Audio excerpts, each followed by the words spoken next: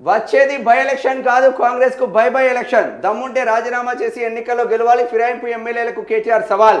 ప్రజల కోసం కాదు, స్వలాభం కోసమే ఆ ఎమ్మెల్యేలు కాంగ్రెస్ లో చేరింది. 100% నిజం. ఇది 100% నిజం. ఒక్కొక్కని డాటా మొత్తం తీయండి. వాడు చేసిన కబ్జాలకే వాడు పోయిండు అంతే. ఓట్లేసి గెలిపించిన వాళ్ళకు వెన్నుపోటు 20 నెలల్లో రేవంత్ రెడ్డి చేసింది ఏమిటో ప్రజలకు చెప్పి ఉప ఎన్నికలకు వెళ్ళాలి. పార్టీ మారిన ఎమ్మెల్యేలో సుప్రీంకోర్టు తీర్పుతో ఓటమి భయం పట్టుకున్నది. బీఆర్ఎస్ వర్కింగ్ ప్రెసిడెంట్ కేటీఆర్, కాంగ్రెస్ నేతల వసూలకే హైడ్రా అంటున్నారు కేటీఆర్.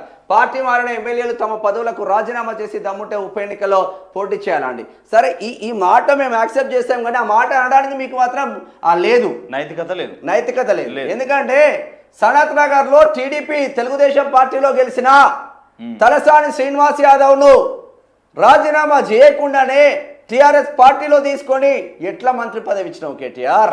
ఎట్లా మంత్రి పదవి ఇచ్చినావు కేసీఆర్?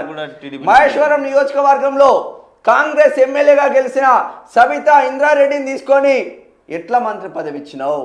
వీళ్ళందరినీ ఏ విధంగా సర్వనాశనం చేసినావు? కాంగ్రెస్ ఎల్పీనే లేకుండా చేసినావు.